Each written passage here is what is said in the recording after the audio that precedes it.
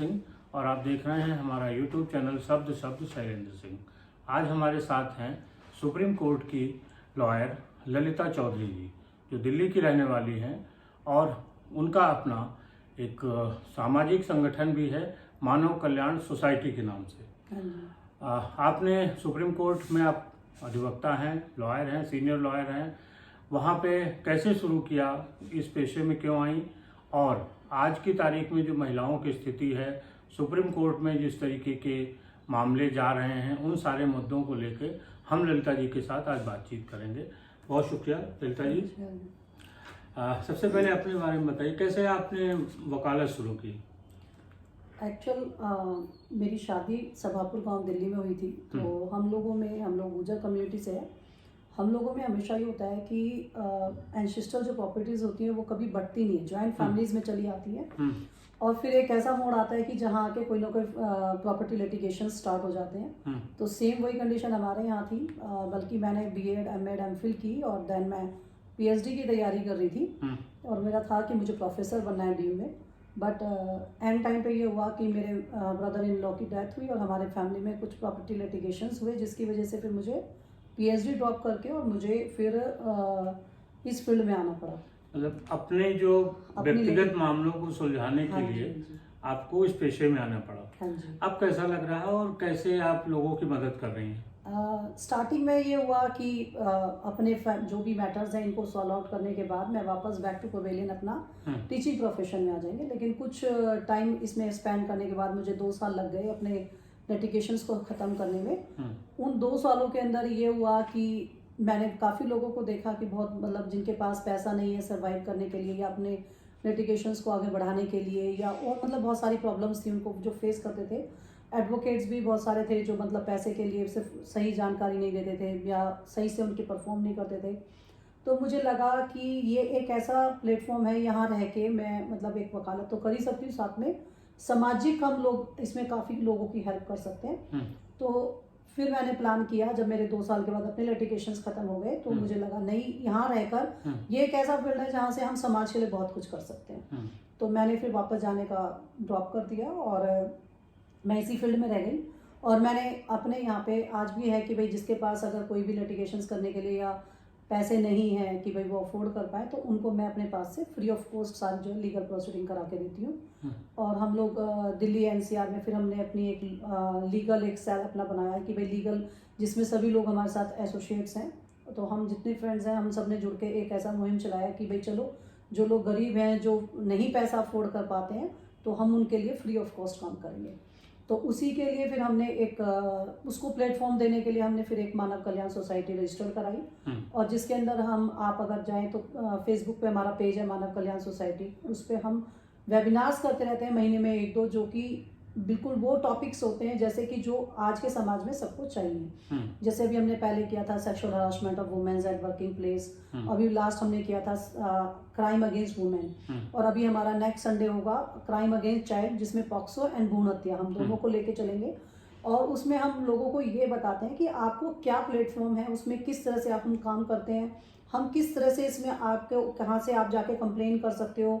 अगर आपकी कोई कंप्लेन नहीं सुन रहा है पुलिस में, तो आप कोर्ट में जाके क्या प्रोसीडिंग कर सकते हो। पिछली बार भी हमने ऐसे किया था कि हमने एक पुलिस वाले बुलाए थे, वो एडिशनल डीसीपी हैं रणविजय सिंह नोएडा में, और फिर उसमें एडवोकेट थे मैं और तन्मय नागर, वो हम दोनों सुप्रीम कोर्ट से थे, और एक जज बुलाए थे हमने, रिटायर्ड जज। तो हमने पूरी प्रोसीडिंग उसमें बताई थी कि भाई आपको अगर पुलिस वाले कैसे हेल्प करेंगे, कौन से टोल फ्री नंबर हैं, कौन आपको अगर वो नहीं सुनते हैं तो कोर्ट में क्या प्रोसीडिंग्स होंगी, एडवोकेट्स आपको कैसे हेल्प करेंगे, और फिर लास्ट में कि जजेस का क्या रोल होता है। हम सारा उसको एक प्रोसेस लेके चलते हैं, दिखाते हैं। क्योंकि बाकी जो भी होता है वो आपको एक्ट बता देगा, आईपीसी के सेक्शंस बता देगा, या कह देंगे जाओ पुलिस से मिलो, लेकिन ये कोई नहीं बताता कि प्रोसीजर क्या होता है, किस तरह से प्रोसीडिंग्स चलती है। और हम लोग उसी को पूरी प्रोसीडिंग दिखाते हैं कि आपको अगर यहाँ नहीं सुनवाई तो ऐसे, फिर आपके राइट्स क्या हैं, आप कहाँ जाके कंप्लेन कर सकते हैं, आपको कहाँ से हेल्प मिल सकती है, हम उसमें सारा डिटेल्स में बताते हैं। तो हमारी यही है कि हम पब्लिक में एक अवेयरनेस दे सकें लॉ के प्रति, क्योंकि आज हमारे समाज में बहुत सारे ऐसे लोग हैं जो लॉ नहीं जानते हैं, उनको अपने राइट्स नहीं पता है, उन्हें अपनी ड्यूटीज़ नहीं पता है। तो हमने एक छोटी सी मुहिम चलाई है कि हम जब इसी फील्ड से हैं तो हम लोगों को लॉ के प्रति अवेयर करें। अच्छा, बहुत सारे मामले ऐसे देखे गए हैं जिनमें छोटे परिवार होते हैं और उनके साथ किसी के साथ कोई आपराधिक घटना हो गई। मान लीजिए कोई पत्नी है, उसका पति किसी मर्डर में फंस गया, झूठा है सच्चा जो भी है, उसे एक लंबी लड़ाई लड़नी होती है। हाँ जी। तो वो सुप्रीम कोर्ट में माना जाता है कि बड़ा महंगा है, वहाँ फीस बहुत महंगी है। कैसे एक सामान्य परिवार लड़े? देखिए कुछ तो ये तो सब जगह प्रॉब्लम आती है। वैसे गवर्नमेंट ने भी बहुत सारी DLSA वगैरह की प्रोविज़न कर रखे हैं कि आपको फ्री लीगल वो मिल सकती है, लेकिन लोग उससे सेटिस्फाइड नहीं होते हैं। तो हमने एक अपनी मानव कल्याणकर सोसाइटी का एक ऐसा ग्राउंड दिया है कि भाई जो लोग इस चीज़ से सफ़र कर रहे थे, क्योंकि हम लोग इस फील्ड में हम रोज़ देखते हैं कि भाई, क्योंकि सुप्रीम कोर्ट कहने के लिए नहीं, वैसे भी महंगा है ही, क्योंकि वहाँ पे सारे सीनियर काउंसिल्स होते हैं। तो कोई भी मतलब कंसल्टेंशन चार्ज के लिए बहुत से लोग तो 5-5 लाख रुपए लेते हैं कि आपसे बस सिर्फ 5 मिनट की कंसल्टेंसी आपको चाहिए। उनके मिनट्स के हिसाब से चलते हैं। जितने सीनियर्स होते जाते हैं वो लोग अपना एक प्रोफेशन को बिल्कुल प्रोफेशनली हो जाते हैं, मतलब उनका वो कोई मतलब नहीं होता है। आप अगर आप पर मिनट्स के हिसाब से, पर आवर्स के हिसाब से उनके रेट फिक्स होते हैं। तो ये सब चीज़ें बहुत लोगों को सफ़र तो करनी पड़ती है, अगर वो चाहकर भी उनको न्याय नहीं दिला पाते। तो हमने ये सब चीज़ें देखी तो हमें लगा कि वुमेन्स बहुत सर्वाइव करती हैं, क्योंकि मान लो उसका जैसे आपने बताया हस्बैंड के ऊपर ही केस लग गया, और हस्बैंड जो, क्योंकि अर्निंग सोर्स तो उसका वही था और वो जेल चला गया। अब लेडीज कहाँ से पैसे लाए?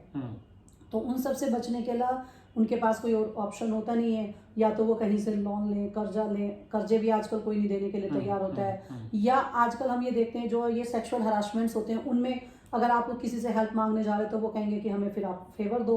तो उन सब लिटिगेशंस में आजकल लेडीज़ों को बहुत फेस करना पड़ रहा है। तो हमने वो सब देखने के बाद ही ये अपनी एक NGO बनाई है, जिसके अंदर हम लेडीज़ों को सेव करने के लिए, या सिर्फ लेडीज़ नहीं, अगर कोई भी इंसान ऐसा है जो लीगल फील्ड में किसी को कहीं भी कोई हेल्प चाहिए, या उनको कहीं भी मतलब पैसे नहीं लगा पा रहे हैं।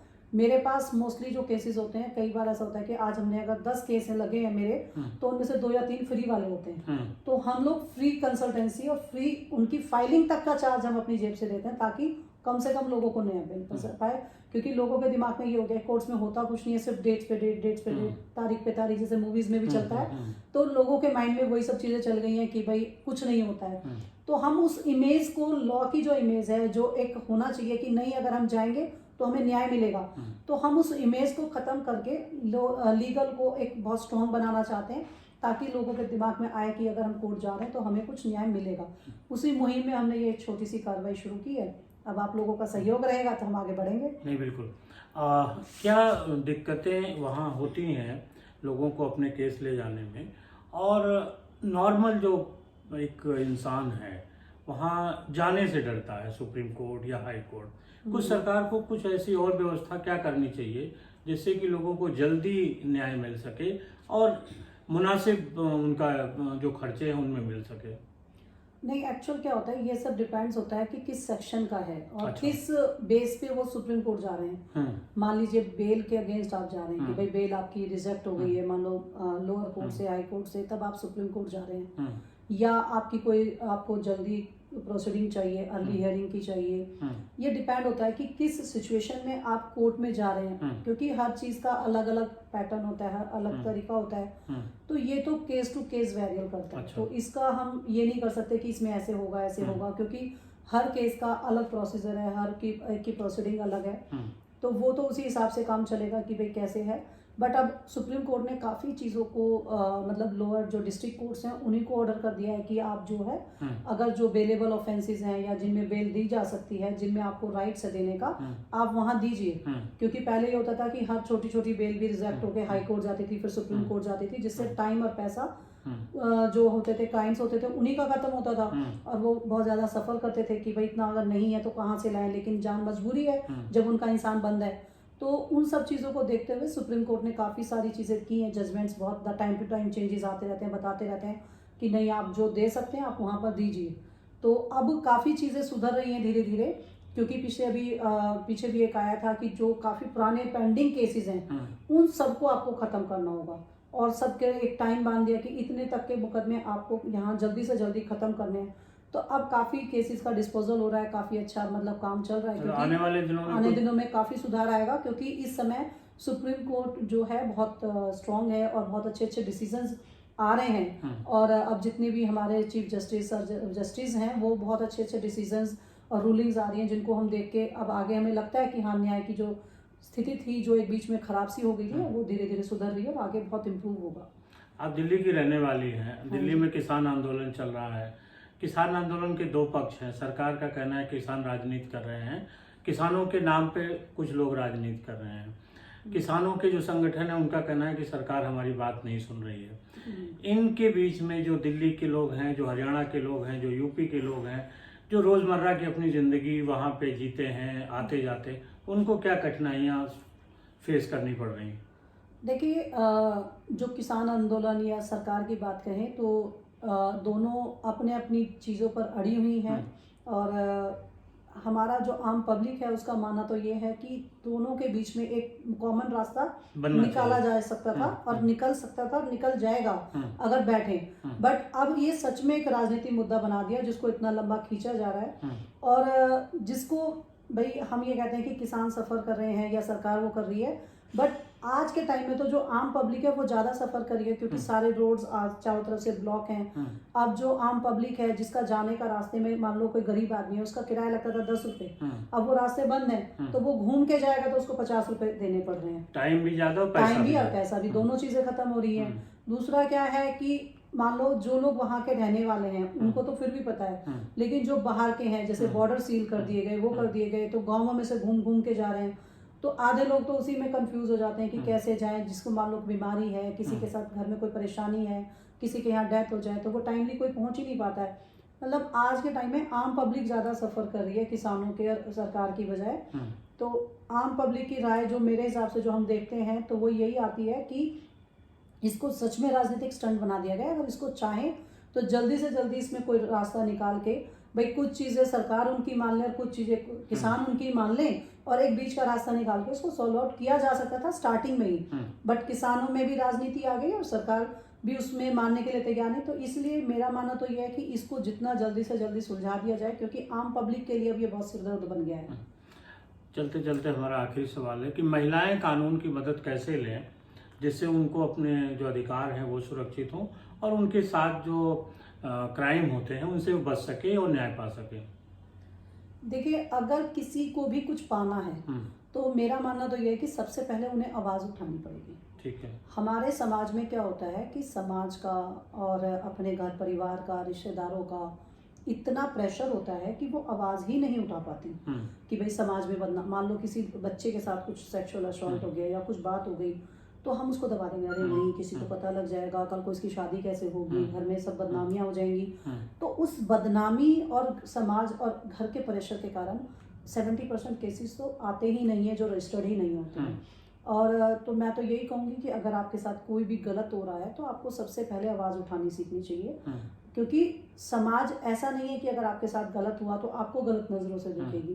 अब मान लो कोई 5 साल की बच्ची, उसके साथ किसी ने गलत कर दिया तो उसमें उस बच्ची की क्या गलती है, लेकिन पेरेंट्स उसको भी दबा देते हैं, अरे नहीं नहीं आगे इसकी शादी नहीं होगी, इसकी पैसे वो होगा, सब दूसरी नज़र से देखेंगे। नहीं, बल्कि लोगों का नज़रिया बदला है कि अगर किसी के साथ गलत हो रहा है तो लोगों की सिंपैथी उसके साथ है, वो उसका सपोर्ट कर रहे हैं।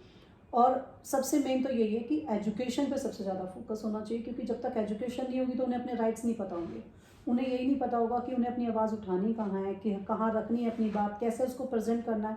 तो इन सब चीज़ों को बचने के लिए या इन सब चीज़ों को फेस करने के लिए सबसे पहले मैं तो यही कहूँगी कि चाहे लड़की हो या लड़का हो, सबसे पहले हमें एजुकेशन, क्योंकि हम आरक्षण और इन सब चीज़ों में फंस जाते हैं लेकिन हम जो मेन बेसिक मुद्दा है एजुकेशन का उसको भूल जाते हैं।